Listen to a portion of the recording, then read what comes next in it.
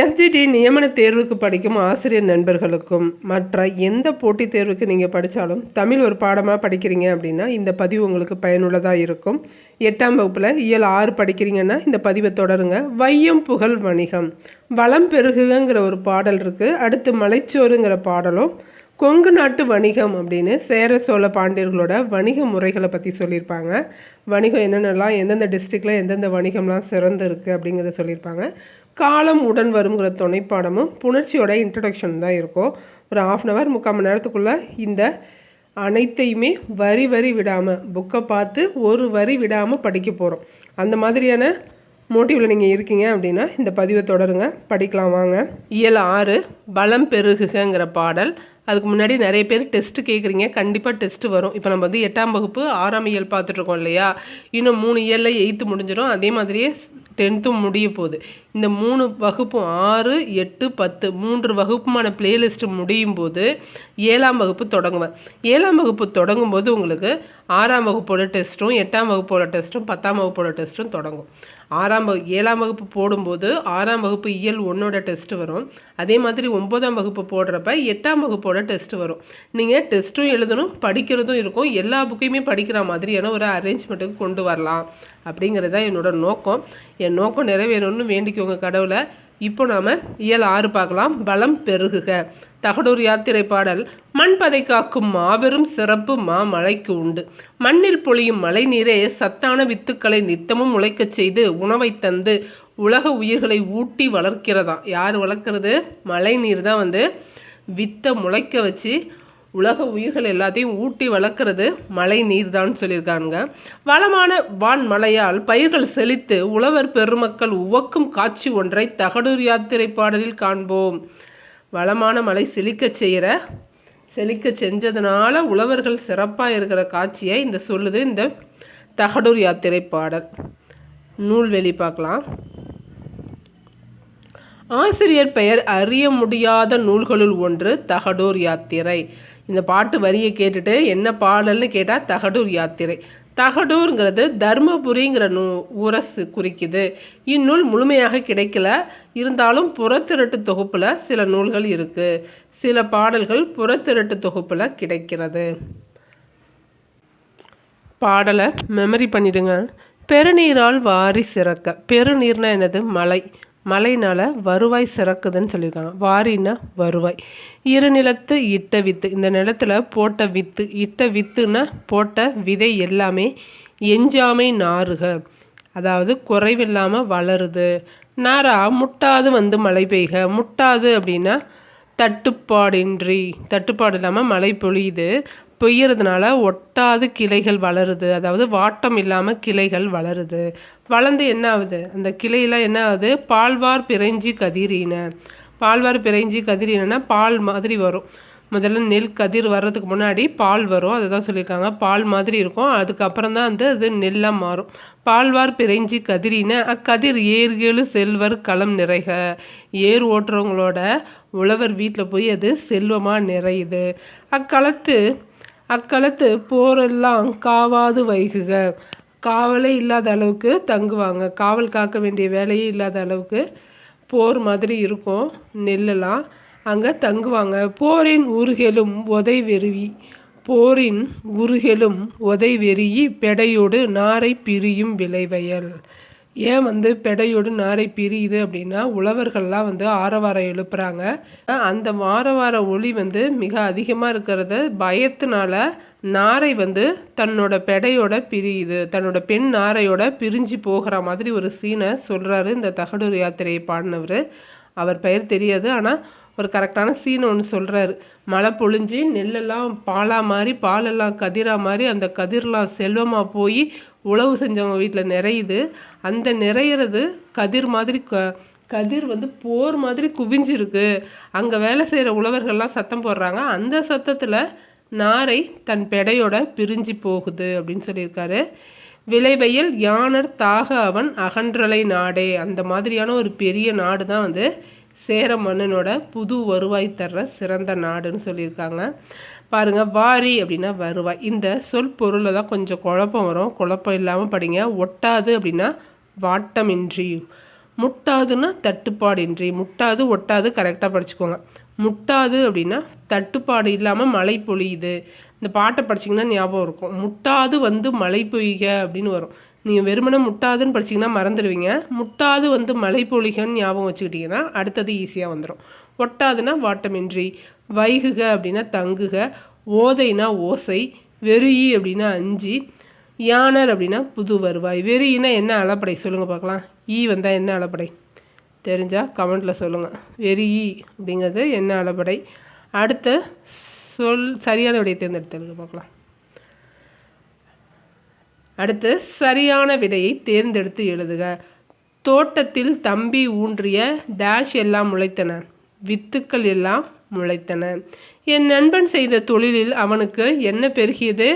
வாரி பெருகியது. வாரிங்கிறது வருவாய்னு எப்படி ஞாபகம் வச்சுக்கோங்க. நம்ம எல்லாருக்கும் வருவாய் கொட்ட போது, வாரி வாரி கொட்டுறாங்க வருவாயின்னு ஞாபகம் வச்சுக்கோங்க. கஷ்டமாக இருந்தாலும் அதான் உண்மை, நடக்கும் கண்டிப்பாக. நமக்கு வருவாய் வாரி வாரி கொட்ட போகுது அப்படின்னு ஞாபகம் வச்சுக்கோங்க.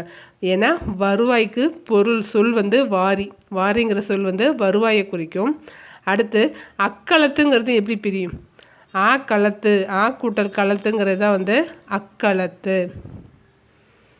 அடுத்து கதிர் கூட்டல் ஈன என்பதை சேர்த்து எழுத கிடைக்கும் சொல் கதிரீன.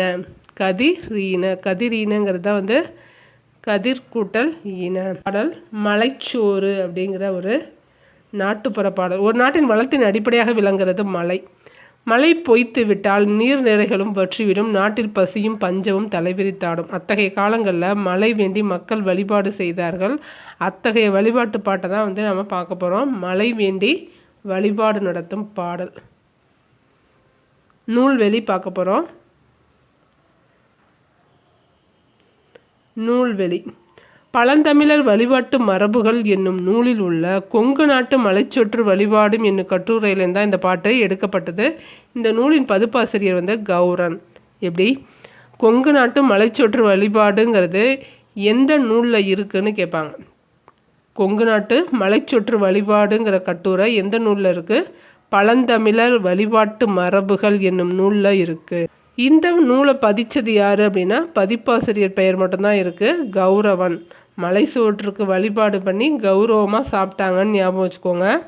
பழந்தமிழர்கள் மலை சோற்றுக்கு வழிபாடு செஞ்சு கௌரவமாக சாப்பிட்டாங்க. இந்த ஸ்டேட்மெண்ட்டை அப்படியே கொடுத்துட்டு எது தவறானது அப்படின்னு கேட்டிருந்தாங்க. இதில் ஒரு 3 ஸ்டேட்மெண்ட்டை உருவாக்கிட்டாங்க பாருங்கள். மழை பெய்யாமல் ஊரில் பஞ்சம் ஏற்படும் காலங்களில் சிற்றூர் மக்கள் ஒவ்வொரு வீடாக சென்று உப்பில்லா சோற்றை ஒரு பானையில் வாங்குவர். ஒவ்வொரு வீடாக போய் உப்பில்லாத சோத்தை ஒரு பானையில் வாங்குவாங்க. ஊர் பொது இடத்தில் வைத்து அச்சோற்றை அனைவரும் பகிர்ந்து உண்பர். ஊர் பொது இடத்துல வச்சு எந்த சாப்பாடை? உப்பில்லாத சாப்பாட்டை அனைவரும் பகிர்ந்து உண்பாங்களாம். கொடிய பஞ்சத்தை காட்டும் அடையாளமாக நிகழும் இதனை கண்டு வானம் மனமிறங்கி மழை பெய்யும் என்பது மக்கள் நம்பிக்கை. இந்நிகழ்வை நம்ம என்னன்னு சொல்கிறோம்? மலைச்சோற்று நோன்பு என்பர். இது என்னன்னு சொல்கிறோம்? மலைச்சோற்று நோன்புன்னு சொல்கிறோம். இதில் ஒவ்வொரு வரியுமே முக்கியமானது. உங்களுக்குன்னு சில பேர் இருப்பாங்க, சில வாய்ஸ் வந்து உங்களுக்குன்னு போய் மனசில் பதியும். அந்த மாதிரி இருக்கிறவங்கள கூட வச்சுட்டு படிங்க. இல்லையா உங்கள் வாய்ஸே உங்களுக்கு மெமரி ஆகுதுன்னா கூட நீங்கள் படிக்கிறத ரெக்கார்ட் பண்ணிட்டு திரும்ப ரிவைஸ் பண்ணுங்கள். உட்காந்து கொஞ்சம் நேரம் தான் படிக்க முடியும். கண்டிப்பாக 30 வயசுக்கு மேலே ஆயிடுச்சுங்கும்போது கண்டிப்பாக உங்கள் ஃபேமிலியில் நிறைய சுச்சுவேஷன் இருக்கும். உட்காந்து படிக்க முடியாது, புக்கை வச்சு படிக்க முடியாது. ஆனால் படிக்கிறதுக்கான வழிகள் இருக்கும். அந்த மாதிரியான வழிகளை உருவாக்கி படிங்க.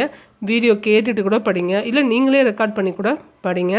இந்த ஒவ்வொரு வரிகளுமே முக்கியம். மழை பெய்யாமல் இருக்கிறப்ப ஊராக சிற்றூரில் இருக்கிறவங்க ஒவ்வொரு வீடாக போய் உப்பில்லாத சோத்தை வாங்கி ஊர் பொது இடத்துல வச்சு சாப்பிடுவாங்களாம். அதை பார்த்த உடனே ரொம்ப பஞ்சமாயிடுச்சு அப்படின்னு மழை பொழியுங்கிறது அவங்களோட நம்பிக்கை. ஃபர்ஸ்ட்ல வந்து மழை பெய்யாததால் மக்கள் வருந்தி பாடுற பாடல். ஃபர்ஸ்ட் பாட்டு மழை பெய்யாததால் மக்கள் வருந்தி பாடுகிற பாடல். வாளியிலே மாக்கரைச்சி வாசலெல்லாம் கோலம் போட்டு கோலம் கரையவில்லை, கொல்ல மழை பெய்யவில்லை. வாளியிலே மாக்கரைச்சி வாசலெல்லாம் கோலம் போட்டு கோலம் கரையவில்லை, கொல்ல மழை பெய்யவில்லை. பானையிலே மாக்கரைச்சி பாதையெல்லாம் கோலம் போட்டு கோலம் கரையவில்லை, கொல்ல மழை பெய்யவில்லை. கோலம் கரையவில்லை, கொல்ல மழை பெய்யவில்லை. கல்லில்லா காட்டில் தான் கடலை செடி போட்டு வச்சோம். கடலை செடி வாட வாட ஒரு கனத்த மழை பெய்யலையே. கல் இல்லா காட்டில் தான் கடலை செடி போட்டு வச்சோம். கடலை செடி வாட வாட ஒரு கனத்த மழை பெய்யவில்லை. முள் இல்லா காட்டில் தான் முருங்கை செடி நட்டு வச்சோம். முருங்கை செடி வாட வாட ஒரு முத்து மழை பெய்யவில்லை. அடுத்து கருவேலங்காட்டில் தான் கனமழையும் இல்லாமல் கருவேலம் பூக்களையே கமகமன்னு மணக்கலையே. கருவேலம் பூக்களையே கமகமன்னு மணக்கலையே. காட்டுமல்லி வேலியிலே கனமழையும் இல்லாமல் காட்டுமல்லி வேலியிலே கனமழையும் இல்லாமல் காட்டுமல்லி பூக்களையே காத தூரம் மணக்கலையே. காட்டுமல்லி பூக்களையே காத தூரம் மணக்கலையே. மானத்தை நம்பி நாங்கள் மக்களைத்தான் பெற்றெடுத்தோம். மானம் செய்த பாவமுங்க மக்க பசி தீரலையே. மானத்தை நம்பி நாங்கள் மக்களைத்தான் பெற்றெடுத்தோம். மானம் செய்த பாவமுங்க, மானம்னா வானத்தை சொல்கிறாங்க. மானம் செய்த பாவமுங்க மக்க பசி தீரலையே. கலப்பை பிடிக்கும் தம்பி கை சோர்ந்து நிற்குதம்மா. ஏற்றம் இறைக்கும் தம்பி ஏங்கி மனம் தவிக்குதம்மா. இவ்வாறு 3 அல்லது 5 நாட்கள் பாடி வழிபாடு செய்கிறாங்க. அதன் பிறகும் மழை பெய்யாததால் காட்டிற்கு செல்ல முடிவெடுக்கின்றாங்க. காட்டிற்கு செல்கிறாங்க. கண்மணியே பெண்டுகளே கனத்த மழை பெய்யவில்லை, கதறி அழுது விட்டோம், கடிமழையும் பெய்யவில்லை. கண்மணியே பெண்டுகளே கனத்த மழை பெய்யவில்லை, கதறி அழுது விட்டோம், கடிமழையும் பெய்யவில்லை. மண்ணு வறண்டும் நம் மாரியாத்தா இறங்கலையே. மண்ணு வறண்டும் நம்ம மாரியாத்தா இறங்கலையே. வாடிகளா பெண்டுகளே நாம் வனவாசம் சென்றிடுவோம். வாடிகளா பெண்டுகளே நாம் வனவாசம் சென்றிடுவோம் அப்படின்னு பாடிக்கிட்டே ஊரை விட்டு போகிற மாதிரி வழிபாடு செய்கிறாங்க. இந்த மாதிரி ஊரை விட்டு கிளம்பும்போது மழை பெய்யுது. பெய்யுதையா பெய்யுது, பேய் மழை பெய்யுது. பெய்யுதையா பெய்யுது, பேய் மழை பெய்யுது. ஊசி போல கால் இறங்கி உலகமெல்லாம் பெய்யுது. ஊசி போல கால் இறங்கி உலகமெங்கும் பெய்யுது. சிட்டு போல மின்னி மின்னி சீமை எங்கும் பெய்யுது. சீமை எங்கும் பேஞ்ச மழை செல்ல மழை பெய்யுது அப்படின்னு முடிச்சிருக்காங்க பாட்டு. அடுத்து சரியான விடையை தேர்ந்தெடுத்து எழுதுக. கனத்த மழை என்னும் சொல்லின் பொருள் பெருமழை. கனத்த மழை அப்படின்னா பெருமழை. எடை மிகுந்த மழையெல்லாம் கிடையாது, பெருமழை தான்.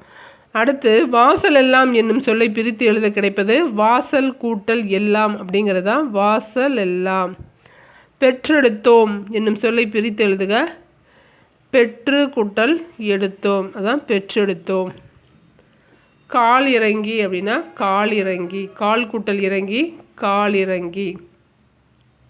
இயல் 6 கொங்கு நாட்டு வணிகம்ங்கிற உரைநடை பார்க்க போகிறோம். முன்னுரை பாருங்கள். திரைகளில் ஓடியும் திரவியம் தேடிங்கிறது பழமொழி. அதற்கேற்ற மாதிரி பழந்தமிழ் சான்றோர்கள் விளங்கினாங்க. காலத்தால் முற்பட்டவங்களாக இருக்காங்க. அவங்க சோம்பி திரியில் உழைத்து உயர்ந்து வாழணும்னு நினச்சாங்க. உழைத்து வாழ்கிறதான் இன்பமாகவே அவங்க நினைத்து போட்டுருந்தாங்க. எப்படி அப்படின்னாக்கா கடலோடையும் காடோடையும் கடந்து போயும் பழந்தமிழர்கள் ஆண்ட கொங்கு நாட்டின் அன்றைய வணிகம் பற்றி நாம் இப்போது பார்க்க போகிறோம். இதில் தொல்காப்பியம், சங்க இலக்கியம் தமிழகத்தை சேர சோழ பாண்டியர்கள் தான் வாழ்ந்தாங்க அப்படின்னு சொல்லுது. ஆனால் அவங்களோட காலத்தை நம்மளால் கூற முடியவில்லை. மூவேந்தர்களின் காலத்தை வரையறுத்து கூற முடியவில்லைன்னு போட்டாங்க. அவங்க எந்த காலம்னு இது வரைக்கும் சொல்ல முடியல. ஆனால் அவங்க தான் ஆண்டிருக்காங்க நம்ம இந்தியாவை. பாருங்கள், மூவேந்தர்களின் காலத்தை வரையறுக்க முடியவில்லை. வால்மீகி ராமாயணத்துலேயும் மகாபாரதம், அர்த்தசாஸ்திரம், அசோகர் கல்வெட்டில் கூட மூவேந்தர்கள் குறித்த செய்திகள் இடம்பெற்றிருக்கு. இவர்கள் 12 காலத்திற்கு முற்பட்டவர்கள்ங்கிறத சொல்கிறாங்க. சேரர் பற்றி போட்டிருக்காங்க பாருங்கள். முடிவுடைய மூவேந்தர்களில் சேரரே பழமையானவர் அப்படின்னு சொல்கிறாங்க. சரி, இது எப்படி சொல்கிறீங்க அப்படின்னு கேட்டால், சொல்லும்போதே சேர சோழ பாண்டியர் தானே சொல்கிறாங்க. அப்போ ஃபஸ்ட்டு சேரர் தானே வராங்க, அதனால தான் நாங்கள் சொல்கிறோம் அப்படின்ற மாதிரி சொல்கிறாங்க. புக்கிலே அதான் போட்டிருக்கு. சேர சோழ பாண்டியர் என்னும் தொடரையே அதற்கு சான்றாக சொல்கிறாங்களாம். போந்தை வேம்பே ஆரண வருவும் மாபெரும் தானையர் மலைத்த பூவும் என சேரரை முன்வைக்கிறது தொல்காப்பியம். தொல்காப்பியம் யாரை முன்னாடி வைக்குது? சேரரை முன்வைக்குது. அந்த சேரரை முன்வைக்குதா அப்படிங்கிறதுக்கு இந்த பாட்டை தான் கேட்பாங்க. போந்தை வேம்பே ஆரண வருவும் மாபெரும் தானையர் மலைத்த பூவும். நான் சொல்லும்போது சேர்ந்து சொல்லுங்கள், சொன்னீங்கன்னா மனசில் நிற்கும். போந்தை வேம்பே ஆரண வருவும் மாபெரும் தானையர் மலைத்த பூவுங்கிறது தொல்காப்பியம். இதில் என்ன சொல்லப்படுது அப்படின்னா, சேரர்கள் தான் பழமையானவர்கள் அப்படிங்கிறத முன்வைக்குதான். சேரரை முன்வைக்குது. சேரர்களின் நாடு என்ன நாடு? குடநாடு. இந்த கேள்வி எஸ்ஐ எக்ஸாமில் கேட்டிருந்தாங்க. சேரர்களோட நாடு என்ன அப்படின்னு கேட்டு 4 ஆப்ஷனில் சேர நாடு குடநாடும் கொடுத்துருந்தாங்க. இந்த லைனை படிக்காட்டி நீங்கள் ஆன்சர் பண்ணியிருக்க முடியாது. இவர்களின் தலைநகர் வஞ்சி. சேரர்களின் நாடை என்னன்னு சொல்கிறோம்? குடநாடுன்னு சொல்கிறோம். முக்கியமானது, ஒவ்வொரு வரிகளும் முக்கியமானது. நாம் படிக்கும்போது நம்ம ரொம்ப தெளிவாக படிச்சுட்டு தான் நினைப்போம். ஆனால் கொஷின் பேப்பரை பார்த்துட்டு திரும்ப வந்து பார்க்கும்போது இதை போய் விட்டுட்டோமே அப்படின்னு தோணும். அதனால் எந்த அளவுக்கு உங்களை பயிற்சி பண்ண முடியுமோ அந்த அளவுக்கு பயிற்சி பண்ணுங்கள். தலைநகராக விளங்கியது வஞ்சி மேற்கு மலைத்தொடரில் தோன்றி அரபிக்கடலில் பெரியாற்றங்கரையில் இருந்ததாக இந்த சேர நாடு சொல்லப்படுது. இதனால் கரூர் என்றும் அழைப்பர். சேரர்களோட நாட்டை என்னென்னு அழைப்பாங்க? கரூர் என்றும் கூறுவர். தொண்டி, முசிறி, காந்தலூர் என்பன சேர நாட்டின் துறைமுக பட்டினங்களாக விளங்கின. சேர நாட்டு பட்டின துறைமுகங்களை கூறு அப்படின்னு சொல்லிட்டு இந்த 3 ஊரை கொடுத்து வேற ஒரு ஊரை கொடுத்துடலாம், பூம்புகார்னு கொடுத்துடலான்னு வச்சுக்கோங்க. அப்போது காந்தலூருங்கிறது தான் நீங்கள் சூஸ் பண்ணுவீங்க. சரியாக படிக்காட்டி சரியாக படிங்க. சேரர்களோட துறைமுக பட்டினங்களாக விளங்கினது எது? தொண்டி, முசிறி, காந்தலூர். சேர நாட்டின் துறைமுக பட்டினங்களாக விளங்குச்சு. சேரர்களோட கொடி என்னது? விற்கொடி, பனம்பூ. வில் கொடியும் பனம்பூவும். பனைமரத்தில் ஏறி வில்லை விட்டு கொடியை கட்டினாரு அப்படின்னு ஞாபகம் வச்சுக்கோங்க. யாரு? நம்ம சேர மன்னர். சேர நாட்டின் எல்லைகள். பண்டைய சேர நாடு என்பது இன்றைய கேரள பகுதிகளும் தமிழ்நாட்டில் சேலம், கோவை மாவட்ட பகுதிகளும் இணைந்த பகுதியாக விளங்குகிறது. சேலம், கோவை பகுதியில் கொங்கு நாடு என்று பெயர் பெற்றன. சேர பகுதிகள் என்னன்னு சொல்கிறோம்? கொங்கு நாடு அப்படின்னு சொல்கிறோம். கொங்கு மண்டலங்கள் என்னன்னு பார்க்கலாம். கார்மேக கவிஞர் இயற்றிய கொங்கு மண்டல சதகம் என்னும் நூலில் வடக்கே பெரும்பாலை, தெற்கே பழனிமலை, மேற்கே வெள்ளிமலை, கிழக்கே மதிர்கரை என 4 எல்லைகளுக்குட்பட்ட பகுதியாக கொங்கு மண்டலம் விளங்கியதாக கூறப்படுகிறது. இன்றைய நீலகிரி, கோயம்புத்தூர், திருப்பூர், ஈரோடு, நாமக்கல், திண்டுக்கல் ஆகிய மாவட்டங்களையும் சேலம், கரூர் மாவட்டங்களில் சில பகுதிகளையும் உள்ளடக்கியதாக கொங்கு மண்டலம் விளங்குச்சு. அப்போது நம்ம இந்த ஊரில் இருக்கிறது எல்லாம் என்னென்னு பார்க்க போகிறோம். இந்த டிஸ்ட்ரிக்ட்லாம், இந்த 8 டிஸ்ட்ரிக்ட் பற்றி தான் இதில் பார்க்க போகிறோம். சேரர்கள் எந்தெந்த மாதிரிலாம் வணிகம் பண்ணாங்க, அங்கே என்னென்னலாம் சிறப்பாக இருந்துச்சுங்கிறதான் பார்க்க போகிறோம். இந்த கார்மேக கவிஞர் இயற்றிய கொங்கு மண்டல சதகம். கொங்கு மண்டல சதகங்கிற நூலை இயற்றுறது கார்மேக கவிஞருங்கிறதையும் ஞாபகம் வச்சுக்கோங்க. அடுத்து கொங்கு நாட்டு பகுதியை காவேரி, பவானி, நொய்யல் இதெல்லாம் வந்து பாயுது. ஆண் பொருணை என்று அழைக்கப்படும் அமராவதி ஆறுகளும் பாய்கிறது. என்னென்ன? கொங்கு நாட்டில் காவேரி, பவானி, நொய்யல், ஆண் பொருணை. ஆண் பொருணைங்கிறது என்ன ஆறு? அமராவதி ஆறு. அடுத்து பாருங்க, உழவு, கைத்தொழில், வணிகம் என்று 3ம் ஒரு நாட்டு மக்களின் நாகரிக வாழ்வுக்கு அடிப்படையாக இருக்குது. செங்குட்டுவனின் கடற்போர் வெற்றியால் அவன் கடல் பிற கொட்டிய செங்குட்டுவன் என அழைக்கப்பட்டார். செங்குட்டுவன் எப்படி அழைக்கப்படுறாரு? கடல் பிற கொட்டிய செங்குட்டுவன் என அழைக்கப்பட்டார். கடம்பர் என்னும் கடற்கொள்ளையர்களை சேர மன்னன் அடக்கினான். முசிறி சேரர்களின் சிறந்த துறைமுகங்களில் ஒன்றாக விளங்குச்சு. இங்கிருந்து தான் மற்ற நாடுகளுக்கு மிளகு, முத்து, யானை தந்தம், பட்டு, மணி போன்றவை ஏற்றுமதி செய்யப்பட்டன. சேர நாட்டிலேருந்து பிற நாடுகளுக்கு என்னென்ன ஏற்றுமதி செய்யப்பட்டது? மிளகு, முத்து, யானை தந்தங்கள், பட்டு, மணிகள். இதுலேருந்து தான் கேட்பாங்க, கவனமாக படிங்க. மிளகு, முத்து, யானையோட தந்தம், பட்டுமணி. யானை ஏற்றுமதி பண்ணல, யானை தந்தத்தை தான் ஏற்றுமதி பண்ணாங்க. இதெல்லாம் ஏற்றுமதி செஞ்சாங்க. என்னென்னத்தை இறக்குமதி செஞ்சாங்க? பொண்ணை இறக்குமதி செஞ்சாங்க. மென்மையான புடவைகள், இங்கே பாருங்கள், மென்மை மிக்க புடவைகள், சித்திர வேலைப்பாடு அமைந்த ஆடைகள், பவளம், செம்பு, கோதுமை. பவளம், செம்பு, கோதுமை. இங்கே படிக்கும்போது இந்த பவளம், செம்பு, கோதுமை இது 3த்தையும் நம்ம சேர்த்து படிப்போம். ஆனால் அங்கே வெறும் கோதுமை மட்டும்தான் அந்த இடத்துல இருக்கும். இறக்குமதி பண்ணதில் கோதுமை மட்டும்தான் இருக்கும், பாக்கியெல்லாம் வேறு வேறு ஆப்ஷனாக இருக்குங்கிறத யோசித்து படிங்க. சரியா? கோதுமைங்கிறது மனசில் நிற்கணும். ஆடைகள், பவளம், செம்பு கூட கேட்கலாம். இந்த பாடல் புறநானூற்று பாடல். மீனோடு நெற்குவையி மிசையம்பியின் மனைமருகுந்து. மீனோடு நெற்குவையி மிசையம்பியின் மனைமருகுந்து. கலந்தந்த பொற்பரிசும் கலந்தோணியால் கரை சேர்க்குந்து. கலந்தந்த பொற்பரிசும் கலந்தோணியால் கரை சேர்க்கும்னு எது சொல்லுது அப்படின்னா புறநானூறு சொல்லுது. மீனோடு நெற்குவையி மிசையம்பியின் மனைமருகுந்து. இந்த 2 வரிகளையும் எதை வேணால் கொடுத்துட்டு கேட்கலாம். இது புறநானூறு சொல்லுது, புறநானூற்று பாடல் வரி. சேர நாட்டில் கடல் வணிகத்தை பற்றி இது சொல்லுது. மீனோடு நெற்குவையி மிசையம்பியின் மனங்குறிந்து கலந்தந்த பொற்பரிசால் கலந்தோணியில் கரை செய்து. அதாவது பெரிய களம் இருக்கு இல்லையா, களங்கிறது பெரிய கப்பலை குறிக்கும். அந்த கப்பலில் வர்ற பொற்பரிசெல்லாம் வந்து தோணியில் மாற்றி தோணிக்கு ஷிப் பண்ணி அங்கேருந்து வந்து கரையில் சேர்த்ததை சொல்லுது இந்த புறநானூற்று பாட்டு. கடல் வணிகத்தை சொல்லுது. மீனோடு நெற்குவையி மிசையம்பியின் மறைமருகுந்து கலந்தந்த பொற்பரிசும் கலந்தோணியால் கரை சேர்க்கும். புற செயல்களை பற்றி சொல்கிறதுனால இது கண்டிப்பாக புறநானூறாக தான் இருக்கும். அடுத்து, சேர நாட்டில் உள்நாட்டு வணிகமும் நன்கு வளர்ச்சி பெற்றிருந்தது. மக்கள் தந்தம் பொருட்களை தந்து தமக்கு தேவையான பொருட்களை பெற்றனர். நெல்லே விலையை கணக்கிடும் அடிப்படையாக இருந்தது. இந்த வரியை கவனிங்க. நெல் தான் விலையை நிர்ணயிக்கிற அடிப்படை கணக்கீடாக அமைந்தது. உப்பும் நெல்லும் ஒரே மதிப்புடையவையாக இருந்தன. மிக மிக முக்கியமான வரிகள் அனைத்தையும் கவனிங்க. நெல் தான் அடிப்படை விலையாக இருந்துச்சு. நெல்லுக்கும் உப்புக்கும் ஒரே மதிப்பு இருந்துக்கு. பாருங்கள், நெல்லும் உப்பும் நேரே ஊரில் கொல்லீரோவென செறிதொன்றும் நுவலும். நெல்லும் உப்பும் நேரே ஊரில் கொல்லீரோவென செறிதோறும் நுவலும் அப்படின்னு சொல்லுது அகநானூறு. பாருங்கள், மீனோடு நெற்குவைன்னு சொல்கிறது புறநானூறு. நெல்லும் உப்பும் நேரே ஊறி கொல்லீரோவென செறிதொன்றும் நுவலும். நெல்லையும் உப்பையும் எடுத்துகிட்டு போய் வீட்டுக்குள்ளே வச்சு தானே சமைப்பாங்க. அப்போ அகநானூறுன்னு ஞாபகம் வச்சுக்கோங்க. இது மெமரி பண்ணுறதுக்காக சொல்கிறேன். மீன், நெற்குவை, களம், பொற்பரிசு, களந்தோணி இதெல்லாம் புறத்தை பற்றி சொல்லுது.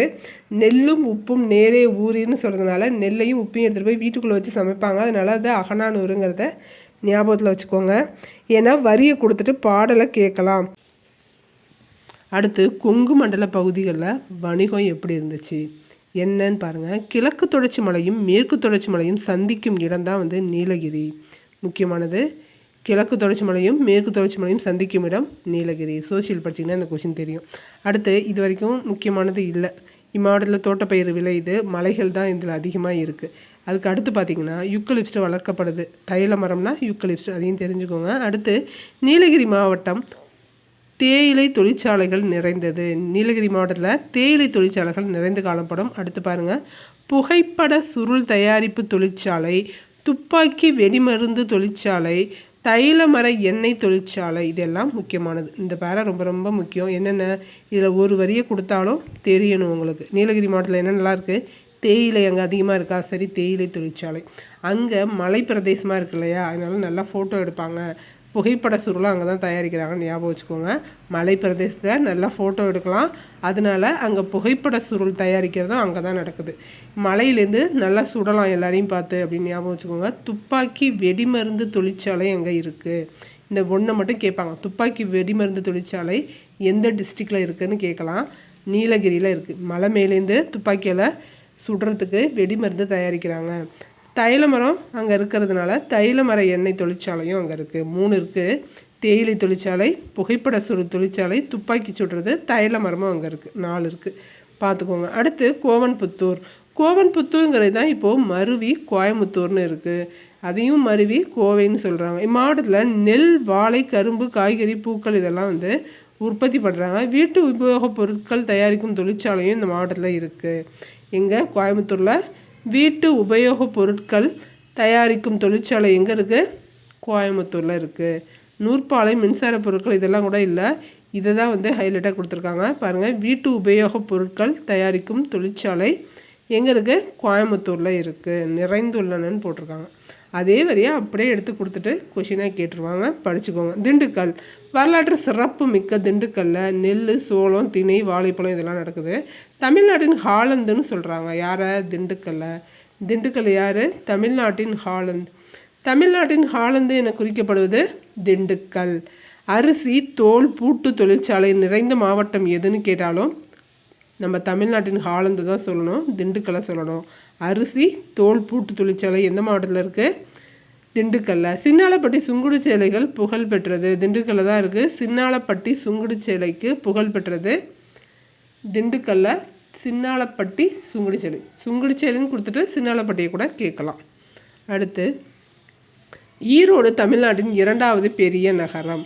பரப்பளவில் பார்த்தா ஈரோடு தான் தமிழ்நாட்டின் 2வது பெரிய நகரமாக விளங்குகிறது. இம்மாவட்டத்தில் நெல், நிலக்கடலை, மஞ்சள், கரும்பு, பருத்தி, எள் போன்றவை பயிரிடப்படுகின்றன. தமிழகத்திலேயே மஞ்சள் சந்தை ஈரோட்டில் தான் நடைபெறுகிறது. மஞ்சள் சந்தை எங்கன்னு கேட்டாங்கன்னா ஈரோடு தான். ஈரோடு தான் தமிழ்நாட்டின் 2வது பெரிய நகரம்னு சொல்கிறோம். பாருங்கள், துணி, நூற்பாலைகள், எண்ணெய் ஆலைகள், சர்க்கரை ஆலைகள் பெருமளவில் உள்ளன. எங்கே? ஈரோட்டில். நூல் நூற்பு தொழில், துணிகளுக்கும் சாயம் ஏற்றுதல், அச்சிடுதல், தோல் பதனிதம் முதலியவன மாவட்டத்தில் நடக்குது. இதெல்லாம் முக்கியம் இல்லை. ஆனால் மஞ்சள் சந்தை ஈரோட்டில் தான் நடைபெறுகிறதுங்கிறது வரைக்கும் இதெல்லாம் முக்கியமானது. பரப்பளவில் தமிழ்நாட்டில் ஈரோடு தான் வந்து 2வது பெரிய நகரங்கிறது ஒரு கேள்வி. அடுத்து மஞ்சள் சந்தை ஈரோட்டில் நடைபெறுதுங்கிறது 2வது கேள்வி. அதே மாதிரி திருப்பூருக்கு பாருங்கள். இன்று திருப்பூர் மிக சிறந்த பின்னலாடை நகரமாக விளங்குகிறது. சிறந்த பின்னலாடை நகரம் எது? திருப்பூர், எல்லாருக்கும் தெரியும். இங்கே நேதாஜி ஆயத்த ஆடை பூங்கா இருக்குது. ஆயத்த ஆடை பூங்கா எங்கே இருக்குது? திருப்பூரில் நேதாஜி ஆயத்த ஆடை பூங்கா இருக்குது. இது இல்லாமல் தேசிய அளவில் புகழ்பெற்ற காங்கேயம் காளைகள் இம்மாவட்டத்தில் காணப்படுதுங்கிறது முக்கியமான செய்திகள், ஞாபகம் வச்சுக்கோங்க. அடுத்து நாமக்கல் பார்க்கலாம். பச்சைமலை, கொல்லிமலை, சேர்வராய மலையில் ஒரு பகுதி ஆகியவை இம்மாவட்டத்தில் உள்ளன. நாமக்கல்னால் நம்ம என்னத்தை சொல்லுவோம்? முட்டை வளர்ப்பிலும் முட்டை உற்பத்தியிலும் தென்னிந்தியாவிலேயே நாமக்கல் தான் முதன்மையான இடமாக இருக்குது. தென்னிந்தியாவிலேயே நாமக்கல் தான் முதன்மையான இடம். இங்கே சிமெண்ட்டு காகித தொழிற்சாலைகள் உள்ளன. சிமெண்ட்டு காகித தொழிற்சாலை, அது இல்லாமல் கைத்தறி நெசவு, வெண்கல பொருட்கள் செய்தல், இதெல்லாம் வந்து இங்கே நடக்குது. இதை கேட்கலாம். கைத்தறி நெசவு, வெண்கல பொருட்கள் செய்தல் முதலானவை தொழில்கள் எங்கே நடக்குது அப்படின்னு கேட்கலாம். கரெக்டாக ஆன்சர் பண்ணுங்கள். நாமக்கல்ல தான் இது நடக்குது. முட்டை இல்லாமல் வெண்கலமும் இருக்குது. முட்டையும் இருக்குது, வெண்கலம், கைத்தறியில் வெண்கல பொருட்கள் செய்கிறது நாமக்கல்ல தான். அடுத்து சேலம். சேலத்தை பார்க்கலாம். மாங்கனி நகரம் என்று அழைக்கப்படுகிறது சேலம். சேலம் மாங்கனி நகரம் என்று அழைக்கப்படுகிறது. இங்கே என்னென்னலாம் பயிரிடுறாங்க அப்படின்னா நெல், பருப்பு வகைகள், பருத்தி, கம்பு, மாம்பழம் இதெல்லாம் பயிரிடப்படுது. இது இல்லாமல் இந்த மாவட்டத்தில் வந்து ஜவ்வரிசி அதிக அளவில் உற்பத்தி செய்யப்படுகிறது. இந்தியாவிலேயே எந்த மாவட்டத்தில் அதிகமாக ஜவ்வரிசி உற்பத்தி செய்யப்படுகிறது அப்படின்னு கேட்டால் சேலம் தான் சொல்லணும். சேலத்தில் தான் வந்து அதிகமாக ஜவ்வரிசி உற்பத்தி பண்ணுறாங்க. தமிழ்நாட்டில் கைத்தறி நெசவு அதிகமாக உள்ள மாவட்டமும் இதுதான். கைத்தறி நெசவு, பின்னலாடை கிடையாது, கைத்தறி நெசவு சிறப்பாக நடைபெறுது. அது இல்லாமல் பால் பண்ணை தொழிலும் சிறப்பாக நடக்குது. கைத்தறி நெசவு, ஜவ்வரிசி, பால் பண்ணை எல்லாமே இங்கே இருக்குது. இது இல்லாமல் ரசாயன பொருள், அலுமினியம், சந்தன எண்ணெய், வனஸ்பதி ஆகியவை தயாரிக்கும் ஆலைகளும் இங்கே இருக்கான். முலாம் பூசும் தொழிலும் பெருமளவில் நடக்குது. முலாம் பூசுகிற தொழில் நடக்குது. சேலத்தில் நிறைய இருக்குது. ஒன்று ஒன்றா சொல்கிறேன் பாருங்கள். இங்கே ஜவ்வரிசி அதிகமாக இருக்குது. அது இல்லாமல் பால் பண்ணை தொழில் சிறப்பாக நடக்குது. ரசாயன பொருள், அலுமினியம், சந்தன எண்ணெய், வனஸ்பதி இதெல்லாம் தயாரிக்கிற ஆலைகளும் இங்கே இருக்குது. இதுவும் இல்லாமல் முலாம் பூசுவாங்க இல்லையா, முலாம் பூசும் தொழிலும் இங்கே பெருமளவில் நடக்குது. ஏற்காடும் இந்த மாவட்டத்தில் தான் இருக்குது. ஏழைகளின் ஊட்டி என அழைக்கப்படும் ஏற்காடும் இந்த மாவட்டத்தில் தான் அமைந்துள்ளது. இத்தனையும் சேலத்தில் இருக்குது. அடுத்து கரூர் பாருங்கள். கரூரோட முடியுது. கொங்கு நாட்டின் ஒரு பகுதியாக விளங்கும் இப்பகுதி வஞ்சி மாநகரம் என்னும் பெயரும் உண்டு. வஞ்சி மாநகர்னு அழைக்கப்படுறது எதுன்னு கேட்கலாம். இது கரூர். வஞ்சி மாநகரம் என்ற பெயரை உடையது கரூர். கிரேக்க அறிஞர் தாலமி வந்து கரூரை தமிழகத்தின் முதன்மையான உள்நாட்டு வணிகமாக குறிப்பிட்டுள்ளார். இதுவும் முக்கியமான செய்தி. கிரேக்க அறிஞர் தாலமி கரூரை தமிழகத்தின் முதன்மையான உள்நாட்டு வணிக மையமாக குறிப்பிட்டுள்ளார். கவலைப்படாதீங்க, நான் டெஸ்ட்டாக கொடுக்கும்போது இது எல்லாமே ஒவ்வொரு கேள்விகளாக உங்களுக்கு வரும். பயப்படாதீங்க. இப்போதைக்கு நீங்கள் ஒரு தடவை படிக்கிறீங்க, திரும்ப ரிவைஸ் பண்ணுவீங்க, திரும்ப டெஸ்ட் எழுதுவீங்க. அப்போ உங்களுக்கு மனசில் பதிஞ்சிடும். தாலமி கரூரை தமிழகத்தின் முதன்மையான உள்நாட்டு வணிக மையமாக குறிப்பிட்டிருக்காரு. யார்? கிரேக்க அறிஞர் தாலமி. தாலமி எந்த நாட்டு அறிஞர்னு கேட்டு போயிட்டே இருக்கலாம். கிரேக்க நாட்டு அறிஞர். அவர் எந்த ஊரை முதன்மை வணிகத்தலமாக சொன்னார்? உள்நாட்டு வணிக மையமாக சொன்னார் கரூரை. நெல், சோளம், கேழ்வரகு, கம்பு இதெல்லாம் வந்து இங்கே பயிரிடப்படுகிறது. கைத்தறி நெசவு ஆடைகளுக்கு பெயர் பெற்ற மாவட்டமாக கரூர் விளங்குது. கைத்தறி நெசவு கைத்தறி நெசவு ஆடைகளுக்கு புகழ்பெற்ற மாவட்டமாக இது விளங்குது. புகழ்பெற்றது வேற. சேலத்தில் வந்து கைத்தறி நெசவு அதிகமாக இருக்குன்னு போட்டிருக்காங்க.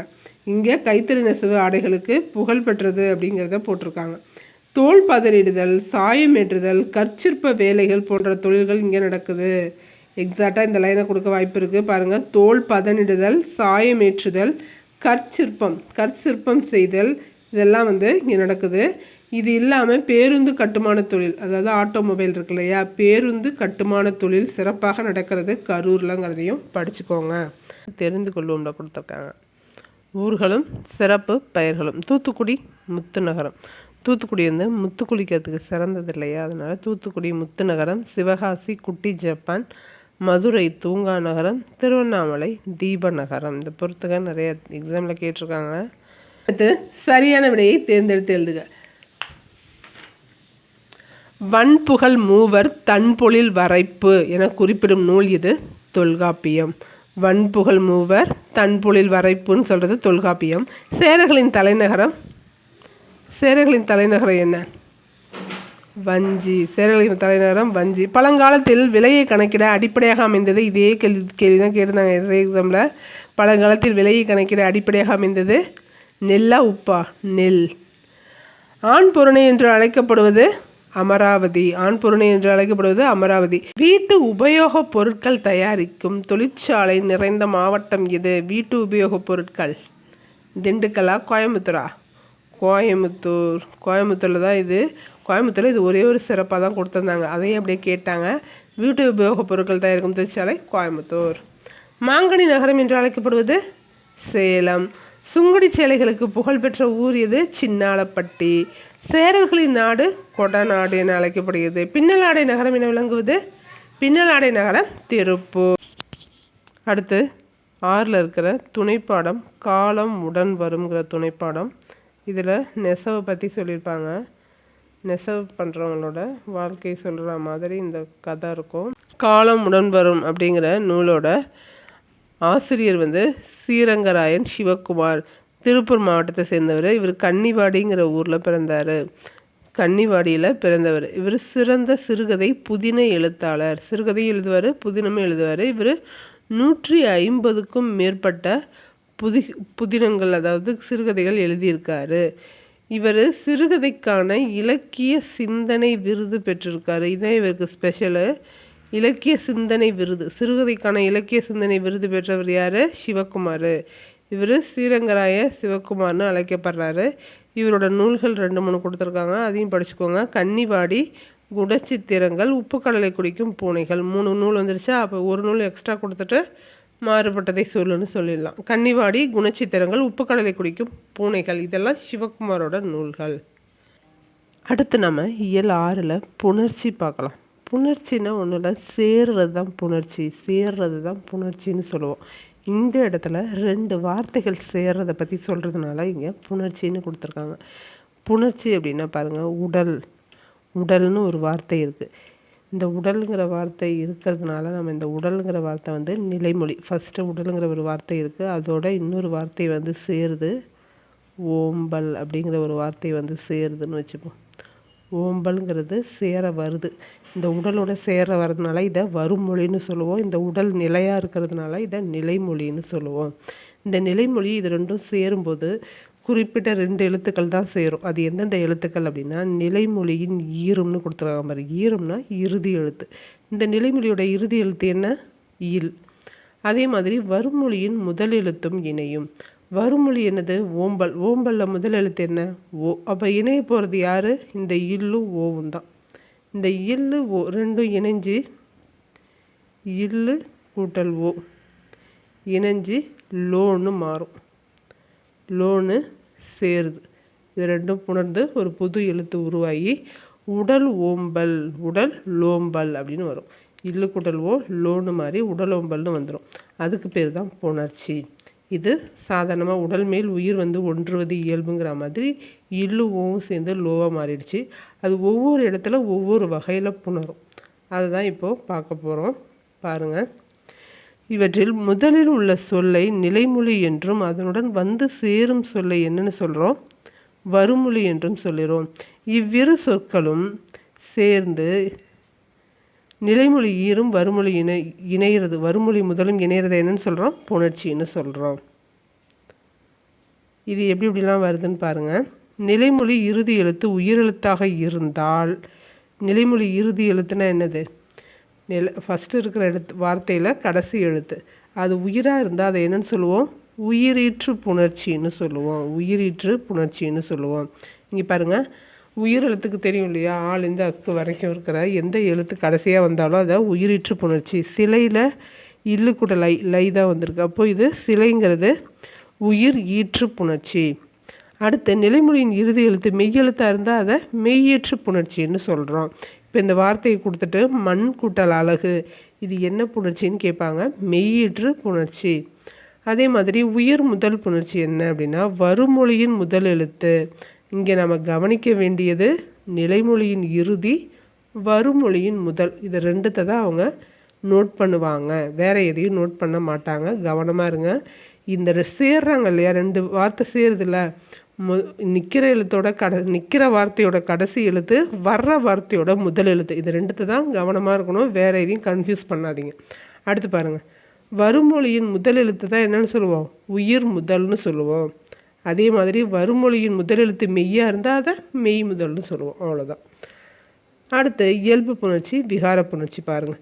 இப்போ பொன் சிலைங்கிறது என்ன புணர்ச்சி, மெய் முதல் புணர்ச்சி, மெய் முதல் புணர்ச்சி. பொன் உண்டு அப்படிங்கிறது உயிர் முதல் புணர்ச்சி. அந்த வார்த்தைகளை கவனமாக பார்த்துக்கோங்க. அடுத்து இயல்பு புணர்ச்சியும் விகார புணர்ச்சியும் கொடுத்துருக்காங்க. நிலைமொழியும் வருமொழியும் எந்தவித மாற்றமும் இன்றி இணைவது இயல்பு புணர்ச்சி. பாருங்கள், எந்த எழுத்தும் வராது, எந்த டிஃப்ரெண்ட்டும் இருக்காது, அப்படியே வார்த்தை ரெண்டும் சேரும். தாய் கூட்டல் மொழி, தாய்மொழி, இந்த இரு சொற்களிலும் எந்த மாற்றமும் நிகழவில்லை. அதனால் இது என்னன்னு சொல்கிறோம், இயல்பு புணர்ச்சின்னு சொல்கிறோம். இங்கே பாருங்கள், அடுத்த வார்த்தை உடல் கூட்டல் ஓம்பல், உடல் ஓம்பல். இங்கு இல்லும் ஓவும் இணைந்து லோ என்ற உயிர்மை எழுத்து உருவாகி இருக்கு. அப்போது இது தோன்றல், இந்த மாதிரி தோன்றுறது. இந்த மாதிரி தோன்றவோ ஒரு எழுத்து வேறு எழுத்தாக மாறவோ இருந்ததுன்னா அது விகார புணர்ச்சின்னு சொல்லுவாங்க. 2 சொற்கள் இணையும் போது நிலைமொழியிலோ வரும் மொழியிலோ அல்லது இரண்டிலுமோ மாற்றங்கள் நிகழுமாயின் அது விகார புணர்ச்சி எனப்படும். விகார புணர்ச்சி 3 வகைப்படும். விகார புணர்ச்சி எத்தனை வகைப்படும், 3 வகைப்படும். தோன்றல், திரிதல், கெடுதல். புணர்ச்சி எத்தனை வகைப்படும், 2 வகைப்படும். இயல்பு புணர்ச்சி, விகார புணர்ச்சி. இயல்புனா என்ன, 2 வார்த்தைகள் எந்த மாற்றமுமே இல்லாமல் சேர்ந்து ஒலிக்கிறது தான் இயல்பு புணர்ச்சி. 2 வார்த்தைகள் சேரும்போது ஒரு எழுத்து திரிகிறதோ கெடுறதோ இல்லை மறைஞ்சு போகிறதோ ஏதோ ஒரு மாற்றம் நிகழுது அப்படின்னா அது விகார புணர்ச்சி. அந்த விகார புணர்ச்சி 3 வகையில் நடக்கும். அதுதான் தோன்றும், திரியும், கெடும். இதுதான் விகார புணர்ச்சியின் வகைகள். அடுத்து நிலைமொழியும் வருமொழியும் இணையும் போது புதிதாக ஒரு எழுத்து தோன்றுவது தோன்றல் விகாரம். அதுக்கு எடுத்துக்காட்டு தமிழ் கூட்டல் தாய், தமிழ் தாய், இத்து உருவாகும். அடுத்து நிலைமொழியும் வருமொழியும் இணையும் போது ஓர் எழுத்து வேறு எழுத்தாக மாறுவது தான் திரிதல். திரிஞ்சு போகுது ஒரு எழுத்துலேருந்து மற்றொரு எழுத்தாக. வில் கூட்டல் கொடி விற்கொடின்னு மாறும். அப்போது இது திரிதல் விகாரம். கெடுதல் அப்படின்னா ஒரு எழுத்து மறைஞ்சி வரும். மரம் கூட்டல் வேர் மரவேர்னு மாறுறது. மனம் கூட்டல் மகிழ்ச்சி மன மகிழ்ச்சி, இம்மு மறைஞ்சு மன மகிழ்ச்சின்னு வந்திருக்கு. அப்போது இதில் ஒரு எழுத்து மறைஞ்சதுனால இது கெடுதல் விகாரம். இங்கே பாருங்கள், 2 சொற்கள் இணையும் போது ஒன்றுக்கும் மேற்பட்ட விகாரங்கள் தோன்றுவதும் உண்டு. அந்த மாதிரி தான் இதில் தோன்றியிருக்கு. நாடகம் கூட்டல் கலை பார்த்திங்கன்னா இம்மு போயிருக்கு, இக்கு வந்திருக்கு. கெடுதல் படி இம்மு மகர மெய் மறைஞ்சிருக்கு. தோன்றல் விகாரத்தின்படி இக்கு என்னும் மெய்யெழுத்து தோன்றியிருக்கு. இதில் 2 விகாரம் வந்திருக்கு. அடுத்து பாருங்கள், விகார புணர்ச்சி எத்தனை வகைப்படும்.